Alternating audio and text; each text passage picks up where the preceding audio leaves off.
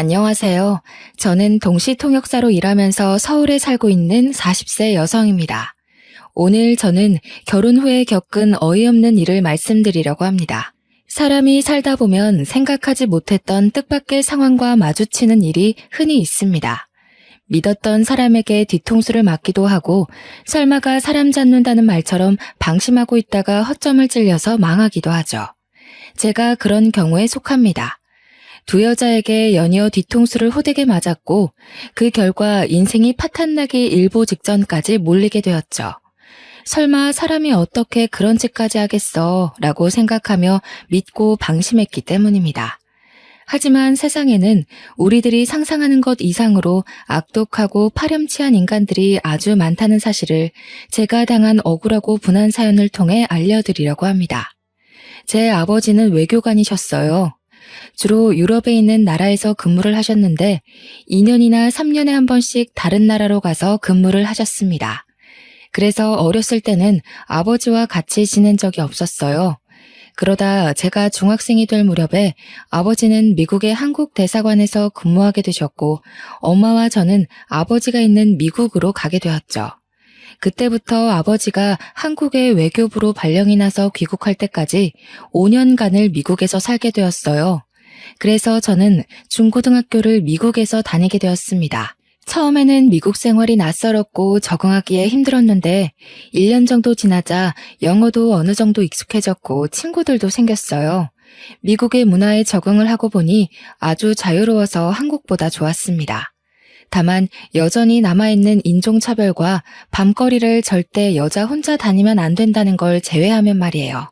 중학생이 되어서 시작한 유학생활이었지만 저는 영어를 빨리 배웠습니다. 보통은 초등학교 저학년 때 유학을 와서 영어를 배운다고 하잖아요. 중학생이 되면 이미 늦어서 영어를 빨리 배우지 못한다고 하던데 저는 언어를 배우는 감각이 남달랐는지 1년 만에 영어를 스펀지처럼 빨아들여서 의사소통에 전혀 문제가 없는 수준이 되었어요. 부모님도 저의 탁월한 언어 감각을 보시고 아주 좋아하셨습니다. 소희는 다른 애들보다 영어를 빨리 배우는 것 같구나. 네 실력이면 여기서 대학을 다녀도 아무 문제 없겠어. 아버지는 제가 미국에서 대학까지 마치게 할 생각이셨습니다. 저도 미국에서 학교를 다니는데 문제가 없어서 그렇게 할 생각이었는데 3년 뒤에 문제가 생겼습니다.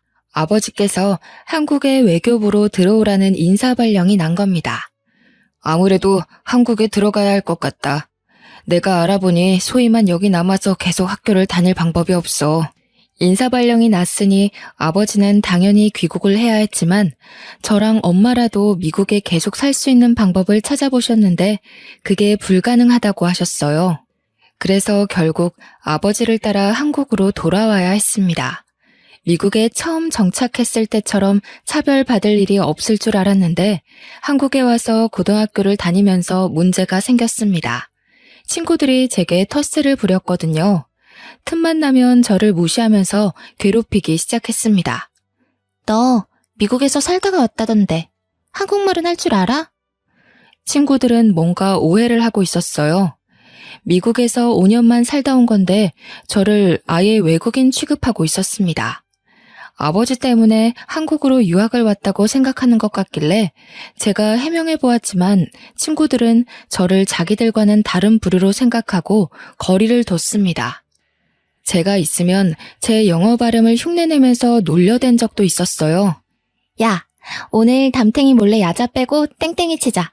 이런 건 영어로 어떻게 말해? Let's go 땡땡. 이러나?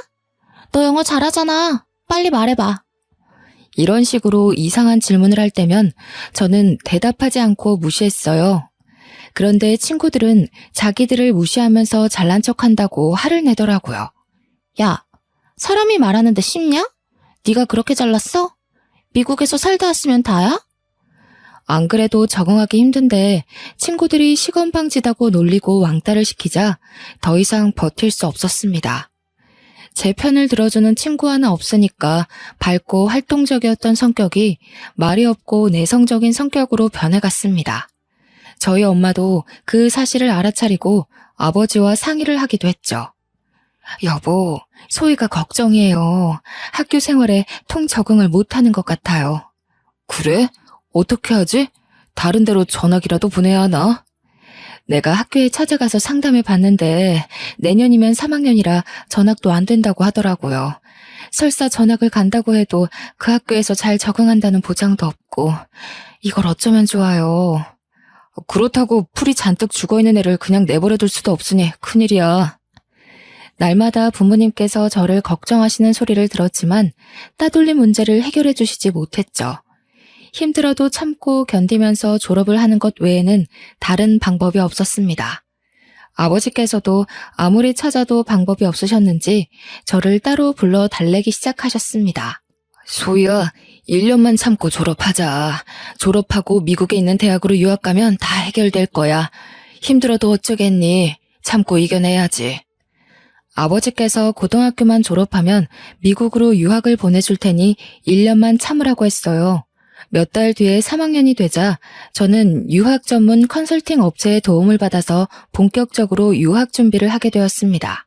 소희가 워낙 영어에 능통하고 공부도 잘해서 아이비리그 대학도 도전해 볼 만한 것 같습니다. 부모님께서 말하신 이 대학이랑 이 대학의 원서를 접수해 보면 어떨까요? 유학업체 관계자분께서 제 실력이면 미국의 스카이로 불리는 인류 대학도 가능하다고 하셨습니다. 그래서 저는 지긋지긋한 한국을 떠나기 위해 이를 악물고 미국 대학 진학에 필요한 준비를 하기 시작했습니다. 그때는 저를 괴롭히는 친구들이 있는 한국이 너무 싫었거든요. 얼마나 미국이 그리웠는지 미국 학교 친구들과 할로윈 파티를 하고 축제를 즐겼던 추억들이 꿈에 보일 지경이었어요. 제발 미국에 갈 수 있길 빌며 1년간 치열하게 준비한 끝에 예일 대학으로 유학을 갈 수 있게 되었습니다.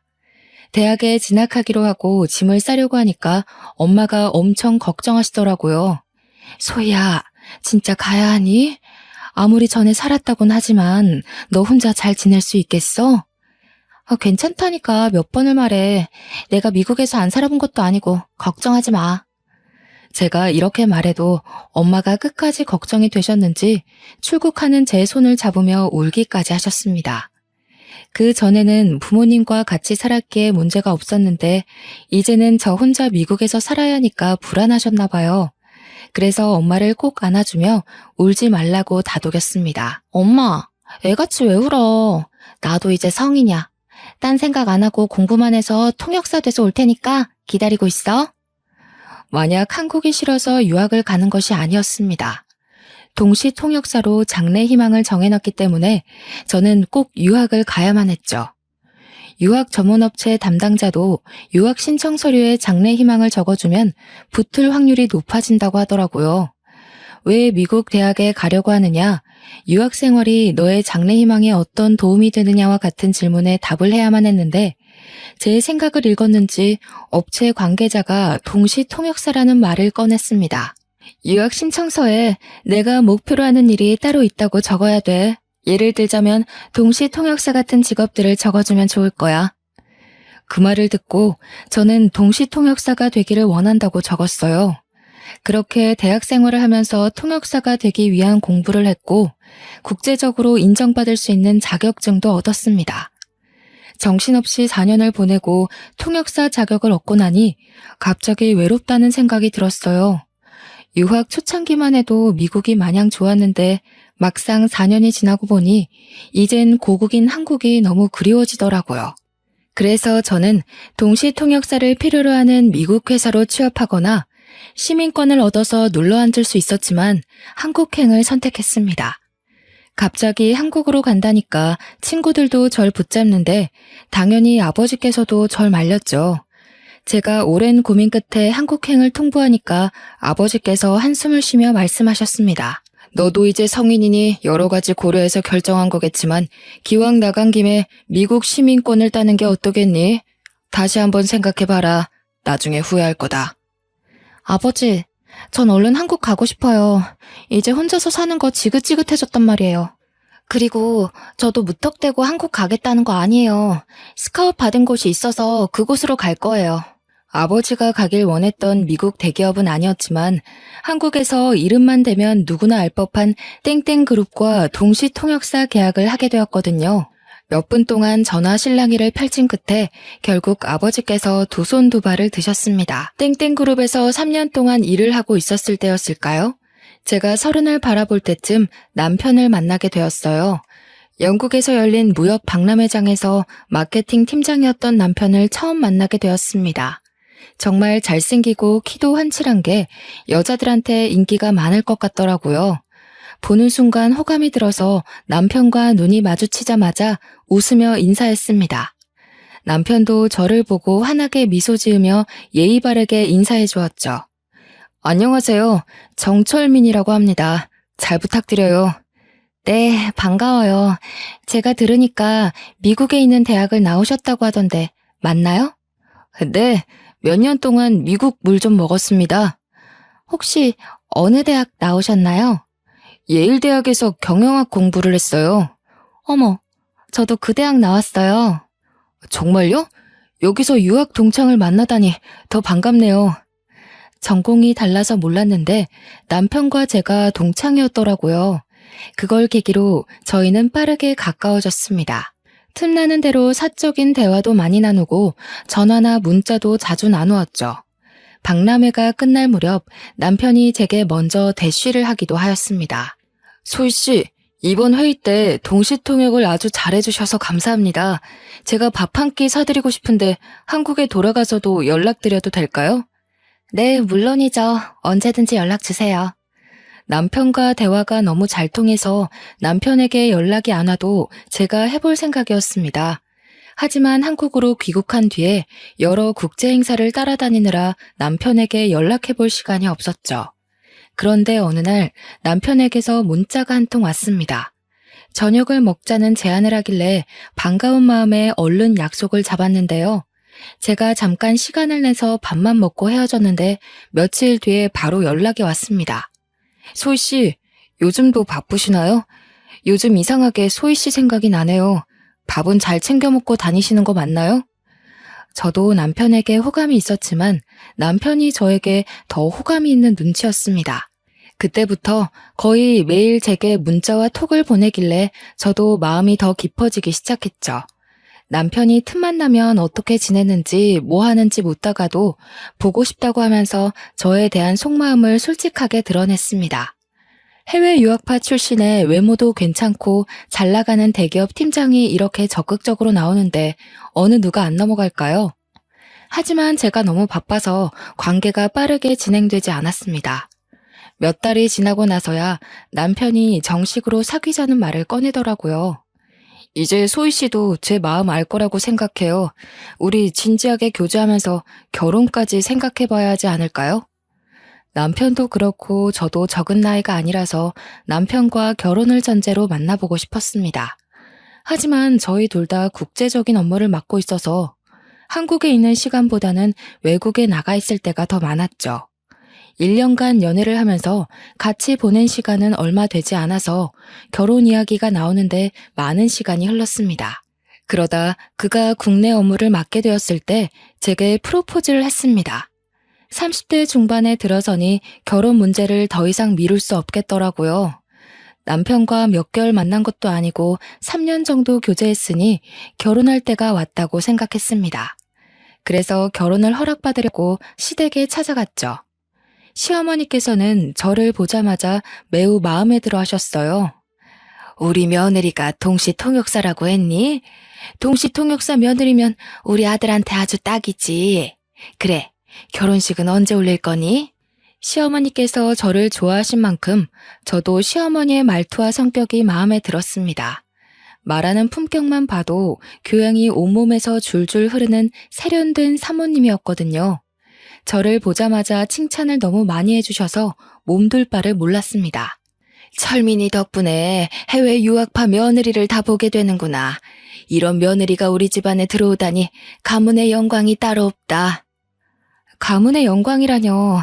저 받아주시면 제가 더 감사하죠. 나는 우리 철민이랑 얼른 결혼했으면 좋겠는데 사돈이 싫어하면 어쩌니? 딸 아깝다고 우리 아들 내치는 거 아닌가 몰라. 아니에요. 저희 부모님도 좋아하실 거예요. 실제로 저희 부모님도 남편이 마음에 쏙 든다고 하셨거든요.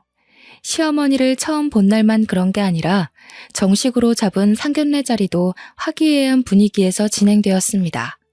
집안에 돈도 많지 시어머니께서는 저를 너무 좋아해 주시는 교양인이지 시아버지가 안 계신 것만 빼면 완벽한 집안이었습니다.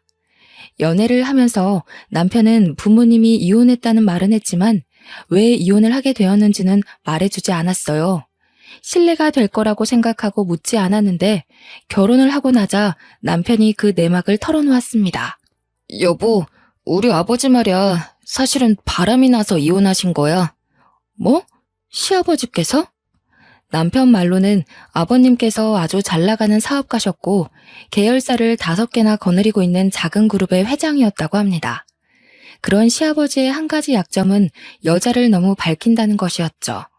더 기가 막힌 사실은 시아버지께서 먼저 불륜 사실을 털어놓았다는 거예요. 여보, 이제 우리 철민이도 다 컸으니까 이제 정리하자. 진심으로 사랑하고 같이 살고 싶은 사람이 생겼어. 뭐라고요? 당신 미쳤어요? 다른 여자랑 살 거니까 이혼하자는 거예요? 시아버지께서 언제부터 누구랑 불륜을 저지르고 있었는지 아주 당당하게 털어놓았다고 해요. 하지만 어디 이혼이 그리 쉽나요? 시어머니가 남편 결혼시키기 전까지 이혼 못한다고 하니 시아버지께서 놀라운 제안을 꺼내놓았습니다. 이혼하자. 내가 가지고 있는 회사 중에서 가장 괜찮은 회사 줄 테니까 그걸로 퉁치자고. 회사 하나를 시어머니께 줄 테니 골치 아프게 위자료 소송 같은 거 하지 말고 조용히 끝내자고 하셨답니다. 시어머니께서 화를 내시면서 헛소리 말라고 무시하니까 시아버지께서 집에 들어오지 않으셨다고 하죠. 남편하고 동갑인 이때 어린 내연녀에게 완전히 홀려서 이미 마음이 떠났는데 어쩔 수 없었다고 합니다. 소송해봐야 돈만 많이 나가고 동네에 소문만 나니 시어머니께서 회사만 받고 모든 관계를 정리했다는 겁니다. 그 회사를 시어머니께서 맡아서 운영하고 계시지만 나중에는 남편이 이어받을 거라고 하더라고요. 제가 왜 말하지 않았냐고 물으니 남편이 미안하다는 말과 함께 이렇게 말하였습니다. 어느 집안이나 감추고 싶은 흑역사가 있잖아. 그래서 말 안 했던 거야. 당신은 이해해 줄 수 있지? 그래, 요즘 이혼하는 사람들이 한둘이 아니잖아. 우리 삼촌도 이혼했는데 잘만 살고 계시더라. 나는 이혼에 편견 없어. 오히려 시아버지께서 스스로 떠나줘서 다행이라고 생각했죠. 바람을 피운 남편 덕분에 사업가가 된 시어머니께서 집안 살림에 큰 보탬이 돼주셨거든요. 그래서 저는 결혼 후에도 통역사 일을 계속하면서 커리어를 쌓아갔습니다. 그렇게 3년이 지나갔고 미국에서 국제회의를 마치고 돌아왔는데 엄청난 사건이 터지고 말았습니다. 일주일 전에 남편이 교통사고를 당해서 세상을 떠났다는 충격적인 소식에 기절을 할 뻔했죠. 시어머니는 아직도 그날 일이 믿어지지 않는다고 하셨습니다. 회사에서 퇴근하고 집으로 온다는 전화가 마지막이었어. 몇 시간을 기다려도 오지 않아서 마음이 불안했는데 병원에서 전화가 왔더라고. 트럭하고 정면으로 부딪히는 바람에 병원에 왔을 때는 이미 이 세상 사람이 아니었대. 아이고, 불쌍한 내 새끼. 어쩌다 그런 봉변을 당해서. 시어머니는 제게 자초지종을 설명해 주시면서 울음을 터뜨리셨습니다. 제가 외국에 있으니 연락도 하지 못하고 장례를 치렀다고 하시더라고요. 저는 졸지에 남편의 임종을 지키지도 못하고 장례식 자리에도 늦은 아내가 되어버리고 말았습니다. 급하게 남편의 장례식장에 갔지만 상주로서 역할도 하지 못했습니다. 저 대신 상주로 선 시모 옆에 서 있기만 했는데요. 제가 금방이라도 쓰러질 것 같으니까 어머님께서 집으로 가라고 했습니다. 충격을 받아 머리도 어지럽고 토할 것 같아서 집에는 가지 않고 잠시 화장실에 다녀왔을 때였습니다. 시어머니께서 시누이랑 이야기를 하고 있더군요. 일부러 들으려고 한 건 아닌데 목소리가 워낙 커서 들어가자마자 바로 들렸습니다. 그래, 내가 알아보니까 당사자가 죽었어도 불륜으로 소송 걸면 걸린다는 거야. 그러니까 민철이가 만나던 여자가 있었다는 걸 절대 알게 하면 안 돼. 맞아. 이제 곧 남남이 될 텐데 돈 아깝게 위자료 물어줄 필요는 없잖아. 맞아, 엄마. 굳이 그럴 필요는 없지. 그런데 어떻게 숨기려고 그래? 들키면 어쩌려고. 어머님께서 도대체 무슨 말씀을 하시는 걸까요? 시어머니의 말을 듣고 소름이 돋고 말았습니다. 아무리 어머님이 하시는 말씀을 훔쳐들어도 남편에게는 내연녀가 있었고 그걸 시어머니도 알고 있었다는 소리 같았습니다. 며칠 동안 패닉 상태에 빠져서 아무것도 하지 못하고 집에 누워 있어야 할 정도로 정신적인 충격을 받았죠. 그때 보험회사에서 전화가 한 통 왔습니다. 안녕하세요. 땡땡 보험사 김주민 팀장입니다. 정철민 씨 아내분 되시죠? 사망보험금 지급 문제로 연락을 드렸는데 경황이 없으시겠지만 보험사에 한번 들려주시길 바랍니다. 네? 보험사요? 저희 남편 사망보험금이... 그제서야 죽은 남편 이름으로 가입했던 생명보험이 생각나더군요. 남편 사망 시 보험금은 제가 받기로 되어 있었습니다. 지금 남편분 사망사고에 대한 경찰 조사는 끝났지만 저희 쪽 조사는 아직 진행 중입니다. 거기에 관련된 보고를 드리려고 하는데요. 언제쯤 뵐 수 있을까요? 보험회사로 가보니 사고조사 담당자가 사망사고의 경우에는 경찰 조사와는 별도로 보험회사에서 다시 조사를 한다고 하더라고요. 보험금을 노린 자살이나 타살 사례가 워낙 많아서 면밀하게 들여본다고 하셨습니다. 그래서 얼마나 걸릴까요?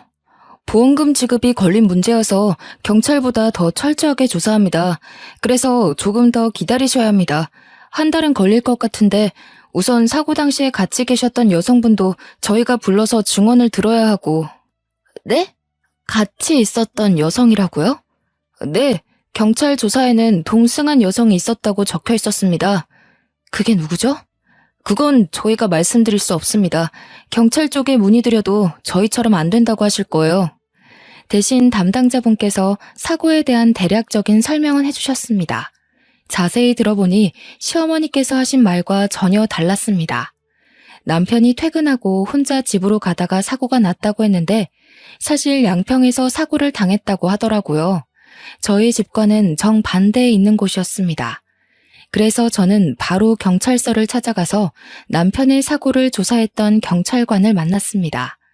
경찰관 분께서 제 신분을 확인하고 서류에 사인을 하라고 한 다음에 남편이 어떻게 사고를 당해서 죽게 되었는지 자세하게 말해주셨죠. 경찰에서는 이미 종결된 사건이니까 전부 말씀드릴게요. 먼저 동승했던 여성분이 있었던 건 사실입니다. 사고가 난 다음에 신고도 그 여성분이 했으니까요. 여기 그 여성분이 증언한 내용입니다. 내연녀의 말에 따르면 그날 남편과 같이 양평으로 드라이브를 갔다고 합니다. 같이 저녁을 먹을 동안 내연녀는 맥주를 좀 마셨고 남편은 술을 먹지 않았다고 해요. 식당을 나와서 바람을 쐬려고 드라이브를 하는데 내연녀는 맥주를 마셔서 화장실이 급해졌다고 하죠. 그래서 국도변 갓길에 차를 잠깐 세워놓고 내연녀는 풀숲으로 들어가서 볼일을 봤다고 하는데요. 급한 용무를 마치고 숲에서 나오는데 갑자기 대형 트럭 한 대가 남편이 타고 있던 차를 뒤에서 들이박았다고 합니다. 졸음 운전을 하던 트럭 기사가 갓길에 서 있던 남편의 차를 그대로 박아버렸다는 거죠. 그 사고로 남편이 타고 있던 자동차가 트럭 밑에 깔려버렸고 남편은 현장에서 바로 사망했다고 들었는데요. 당연히 저는 사건의 진실을 듣자마자 내연녀가 누구인지 물었습니다. 죄송하지만 그 여성분의 신원에 대해서는 저희도 알려드릴 수가 없습니다. 제가 알려달라고 매달렸지만 끝까지 알려주지 않더군요. 경찰서를 나오는 제 머릿속은 혼란스러워졌어요. 남편이 외도를 하고 있을 거라고 상상조차 안 해봐서 충격은 더 심했습니다. 죽은 남편을 상대로 불륜소송을 해야 하나 싶었지만 당사자는 이미 죽고 없어졌는데 그렇게까지 해야 하나 싶었습니다. 하지만 남편의 불륜을 알고 있었으면서 돈을 아끼려고 거짓말을 한 시어머니가 괘씸하다는 생각이 들었어요. 그래서 변호사를 만나 어떻게 해야 하는지 상의하고 있는데 갑자기 모르는 여자에게 전화가 왔습니다. 여보세요? 최소희 씨 본인 맞으시나요? 네, 그런데요. 누구시죠? 저는 소희 씨 남편이랑 내연 관계 가졌던 여자예요. 네? 뭐라고요? 내연녀에 대해 어떻게든 알아내려고 변호사를 찾아간 건데 내연녀가 제 발로 찾아온 겁니다. 카페에서 만나서 이야기하자고 하길래 떨리는 심정으로 내연녀가 문자로 보내준 주소로 찾아갔죠. 내연녀를 실제로 보니 남편이 한눈에 반해서 넘어갈 만해 보였습니다. 얼굴도 몸매도 저보다 더 나아 보였거든요. 하지만 성격은 어찌나 고약한지 절 보자마자 재수없는 소리를 해댔습니다. 얼뚱이 서서 뭐 하세요? 시간 없으니까 얼른 앉으세요. 우리가 아주 불편한 관계라는 거 알아요. 하지만 그 사람은 이미 이 세상을 떠나고 없는데 우리끼리 싸워봤자 무슨 소용이 있겠어요? 내연녀는 뻔뻔하게 나오니까 코웃음이 절로 나오더군요. 제가 어이없는 표정으로 콧방귀를 뀌고 있는데도 내연녀가 꿋꿋하게 제게 제안을 했습니다. 소희 씨 시어머니도 저에 대해 알고 있어요. 그걸 증명하면 죽은 남편이 아니라 시어머니를 상대로 위자료 청구를 할 수 있다고요. 그래서요? 지금 위자료 청구해서 반반씩 나누기라도 하자는 거예요? 잘 아시네요. 제가 도와드릴 테니까 위자료 5대5로 나눠요. 그쪽도 억울해서 이대로 넘어가기 싫잖아요? 뭐가 그렇게 당당해요? 시어머니 골탕 먹일 증거라도 가지고 있어요? 제가 이렇게 물으니까 내연녀가 녹음 파일을 몇 개 들려주었어요. 내연녀가 시어머니와 나눈 대화를 몰래 녹음했더라고요. 녹음본은 당연히 내연녀와 남편이 저 몰래 만나고 있는 걸 잘 숨기고 있으라는 내용이었죠. 소희 씨가 해외 출장 가면 저희 둘이 같이 살았어요. 아파트 근처에 있는 CCTV도 증거로 내세요. 저희가 들어간 시간대에 시어머니도 자주 집에 들린다는 거 증명할 수 있을 거예요. 내연녀 말로는 시어머니께서 저보다는 자기를 며느리로 앉히고 싶다는 말을 자주 했다고 하더라고요. 저는 그 말을 믿지 않았지만 내연녀는 시어머니가 제 뒷담을 한 것까지 녹음해놓고 있었습니다. 최소히 그 애는 툭 하면 비행기 타고 날라버리니? 마누라가 옆에 있어야 마누라지. 1년의 절반은 외국에 나가 있는 년이 무슨 마누라야? 혜정이 네가 우리 철민이 잘 챙겨주거라. 내가 기회 와서 확 이혼시켜버릴 테니까. 녹음 파일을 듣고 있던 저는 겉과 속이 다른 시어머니의 모습에 분노가 치밀어 올라서 견딜 수가 없었습니다. 제 앞에서는 간이고 쓸개고 다 내줄 것처럼 굴더니 남편 내연녀 앞에서는 제 욕을 대놓고 했더라고요. 어때요? 이제 제 말 믿겨지시죠? 우리 이대로 한편해요. 이 정도면 증거로도 충분할 것 같은데. 내연녀보다 시어머니에게 복수심이 드는 건 왜일까요? 녹음본을 들은 순간 속이 부글부글 끓더니 눈앞에 있는 여자가 꼭 제 편처럼 보였습니다. 내연녀의 말이 사실이라면 시어머니를 상대로 위자료 청구 소송을 해도 승산이 있을 것 같았죠. 그래서 원하는 게 뭐예요? 아무 조건 없이 본처 앞에 나타나서 제 소송을 돕겠다고 할 리는 없을 것 같은데. 5대5로 반띵하자는 소리 했잖아요. 돈이 급해서 그런 거죠. 별일 있겠어요? 내가 정철미 믿고 이것저것 돈 질러놓은 게 많이 있는데 갑자기 죽어버려서 다 내 빚이 돼버렸잖아. 진짜 미친놈 아니야? 시집 오라고 해놓고 죽어버린 놈이 어딨어? 그 말을 들은 순간 정말 정신 나간 여자라고 생각했죠. 하긴 본처한테 머리카락 쥐어뜯기고 재산 탈탈 털릴 수도 있는데 기어코 찾아온 거 보면 하루살이 인생을 사는 것 같았습니다. 급한 불만 끄는 데에 온 정신이 팔려서 아슬아슬한 승부수를 둔 것 같았는데요. 이렇게 비정상적인 여자 때문에 시어머니께 복수를 할 수 있게 되었습니다. 그리고 상간녀 소송을 하지 말아달라고 계약서까지 써달라고 하더군요. 저는 생각해본다고 말하고 남편 내연녀와 헤어진 다음에 머릿속으로 계산을 해봤습니다. 시어머니에게 위자료를 받아내고 보험금을 받는다면 시댁에 복수도 하고 관계를 완전히 정리할 수 있을 것 같았어요. 그러다 얼마 후에 보험사에 연락을 받고 내연녀가 제안한 대로 하기로 결심했습니다. 하지만 내연녀에게 연락해서 만나기 전에 시어머니에게 소송을 할 거란 말을 먼저 하면서 사과를 받아야 할 것 같아서 시댁에 먼저 갔습니다. 평소처럼 도어락 문을 열고 들어가니 시어머니께서 뜻밖의 손님과 같이 있는 게 보였습니다. 바로 제가 만났던 남편 내연녀였죠. 안방에서 둘이 뭐가 그리 좋은지 히히덕거리고 있더라고요. 어머님, 그년 아주 바보더라고요. 내가 하는 말을 그대로 믿더라니까요. 그년이 영어만 잘하지 다른 건 아무것도 몰라. 아들이 바람을 피우다가 죽었는데 엄마한테 위자료 달라고 하는 법이 세상에 어디 있겠니? 저는 그년이 당장 상간녀 소송한다고 난리를 칠까봐 얼마나 조마조마했는지 몰라요. 얼른 계약서 받아내야 할 텐데 걱정이야. 곧 받아낼 수 있을 거다. 내가 말했잖아. 세상 물정이라고는 모르는 등신이라고. 어떠냐? 내가 시키는 대로 하길 잘했지? 네, 어머님은 정말 머리가 잘 돌아가세요. 이제 계약서만 받아내고 보험금만 빼내면 끝이니까 서두르자고요. 담당 설계사가 이제 조사 끝났다고 연락 왔어요. 그냥 민증만 가지고 가면 돼요. 둘의 말을 들은 저는 어이가 없고 기가 막혀서 맥이 탁 풀리고 말았습니다. 다리에 힘이 빠져서 주저앉을 것만 같았는데 겨우 정신을 차리고 내연녀와 시어머니가 대화하고 있는 목소리를 녹음해놨습니다. 그리고 급히 시댁을 빠져나왔는데요. 내연녀와 시어머니가 한패였다니. 제가 남편 사망 사건의 경위를 캐고 다니는 걸 안 시어머니가 내연녀를 시켜서 계약서에 사인을 받아놓으려고 했던 겁니다. 그리고 제가 내연녀를 발견해 상간녀 소송을 걸더라도 이기려고 했던 거죠. 변호사를 찾아가서 들어보니 짐작했던 대로 남편이 사망했기 때문에 시어머니에게 위자료 청구 소송으로 민사상의 책임을 묻는 건 불가능하다고 하더라고요. 다만 당사자가 사망했어도 상간녀를 상대로 소송은 얼마든지 가능하다고 했습니다. 이걸 알고 있던 그 인간들은 저한테 계약서를 받아내서 상간녀 소송을 막으려고 했던 거죠. 며칠 후에 내연녀에게 연락해서 생각을 정리했다고 만나자고 했습니다. 내연녀와 저는 처음 만났던 카페에서 다시 얼굴을 마주하게 됐죠. 저는 내연녀를 보자마자 상간녀 소송장을 꺼내서 그년 얼굴에 던져버렸습니다. 이게 뭔지 알아? 상간녀 소송장이다. 내가 미쳤다고 다른 사람도 아니고 내연녀 말을 믿어주겠니?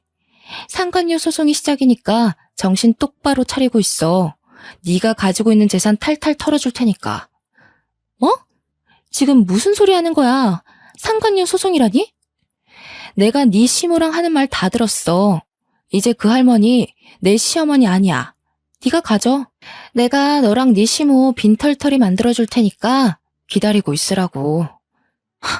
네가 진짜 정신이 나갔구나. 무슨 증거로 상간녀 소송을 걸었는데? 내가 준 녹음본? 그거 하나만으로 소송 성공할 것 같아? 그래, 이 멍청한 거사. 내가 친히 네 시어머니랑 작당한 것도 녹음해놨으니까 각오하고 있으라고. 내연녀가 저를 향해 쌍욕을 내뱉길래 내연녀가 상황 파악을 할 수 있도록 찬물을 얼굴에 부어주었습니다. 그리고 집에 와서 서랍장을 뒤져보니 제 주민등록증이 없어져 있더라고요. 시어머니가 가지고 간 게 분명했습니다. 그 길로 바로 경찰서로 가서 시어머니와 내연녀의 대화를 녹음한 파일을 제출하고 둘을 문서 위조와 사기 혐의로 고발했습니다. 시어머니는 남편의 사망보험금을 가로채려고 보험 설계사와 짜고 서류를 위조하고 제 신분증을 훔쳐서 내연녀가 제 행세를 하도록 만들었더라고요. 위조죄로 깜빵에 보내겠다고 하니 시어머니가 제 집까지 찾아왔습니다. 억울하다며 펄쩍 뛰길래 경찰을 부른다고 했죠. 그랬더니 이번엔 내연녀 탓을 하며 제게 매달리더군요. 나는 널 속이려고 한 게 아니다. 철민이랑 바람핀 년이 나한테 협박해서 그랬어. 나는 시키는 대로 했을 뿐이야. 나는 아무 잘못도 없으니까 한 번만 봐주라, 응? 봐주긴 뭘 봐줘야죠? 내연녀보다 더 나쁜 게 어머님이에요. 어머님 양심이 있으면 제대로 죗값 받으면서 제 인생에서 나타나지 말아주세요. 소희야, 왜 그러니? 왜 내 말을 안 믿어줘? 나보다 내연녀 말을 믿는 게 이상한 거야. 그래, 그 녹음본도 내연녀가 위조한 거다. 그러니까 나 좀 살려줘. 위조한 거라고요? 말도 안 되는 소리 하지 마세요. 제가 어머님 말을 믿을 것 같아요. 경찰 불렀으니까 나중에 법정에서 보게요. 안 돼. 진짜로 경찰을 불렀다고? 이 우라질 같은 거사. 감히 날 신고해? 내가 밥 해주고 집 지어준 건 생각도 안 하니? 부모같이 대해줬건만 근본도 없는 년이. 결국 제가 부른 경찰이 와서 시어머니를 끌고 가는데도 끝까지 자기는 아무 잘못 없다고 욕설을 내뱉더라고요.